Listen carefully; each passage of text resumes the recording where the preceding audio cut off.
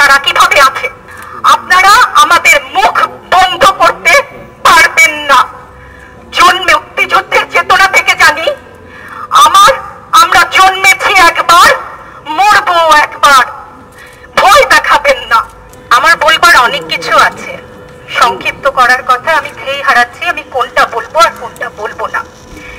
অনুভূতির জায়গা থেকে যদি চোখের পানি পড়ে তো অনুরোধ করছি সেটাকে আমার দুর্বলতা ভাববেন না, সেটা ক্ষোভ, সেটা আমার ঘৃণা। আজকে আমার কিছু প্রশ্ন আছে সবার কাছে, দেশবাসীর কাছে তো করবো না, যাদের কাছে করবার তারা বুঝে নিবেন। আমি ইতিহাসের শিক্ষক না, কিন্তু ইতিহাস জেনে বড় হয়েছি।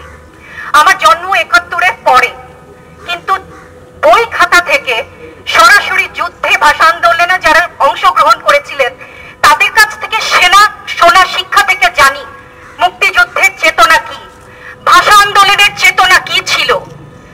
মুখের ভাষা বাংলা বলতে পারি, সেই জন্য বোধহয় ভাষা আন্দোলনের শহীদরা শহীদ হননি।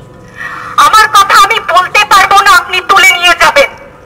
প্রতিবাদ করতে পারবো না, ভিন্ন মত প্রকাশ করতে পারবো না, আপনি আমাদেরকে রাজাকার বলে গালি দিবেন। রাজাকার শব্দটা প্রকাণ্ড একটা গালি, যাকে তাকে দেবেন না। আমি অনুরোধ করছি না, আপনাদেরকে বলে দিচ্ছি। আমার ছাত্রদের কথায় আমি কিছুটা পরে আসছি, সেখানে আমাদের সহকর্মীরা যারা বলেছে সেখানে আমি পূর্ণ একমত।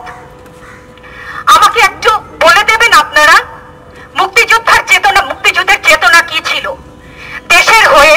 আপনারা বলবেন যে যারা শুধুমাত্র আমার বাবা মুক্তিযোদ্ধা ছিলেন তাই আমার অধিকার প্রাপ্য অনেক কিছু, সেখানে পূর্ণ সহমত।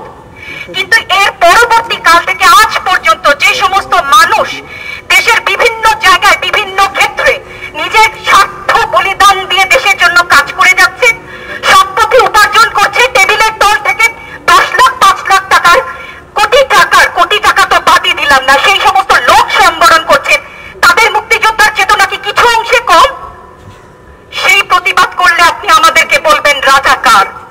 রাজাকারের বাচ্চা, এটা প্রকাণ্ড গালি, যত্রতত্র দেবেন না। আর আমার ছাত্র ছাত্রীদের গায়ে গুলি কেন? আমি এখানে কেন দাঁড়িয়েছি, কেন আজকে কথা বলছি? কারণ আমি মানুষ, আমি শিক্ষিত একজন মানুষ, আপাতমস্তক ভাবে যাকে শিক্ষা বলেন। সেখানে আমি জানি মুক্তিযোদ্ধার চেতনা যদি কিছু আমার ভেতরে বিদ্যমান থাকে, আমি জানি অন্যায়ের প্রতিবাদ করতে হবে। বিচার চাই না বলেছেন, আমিও একমত।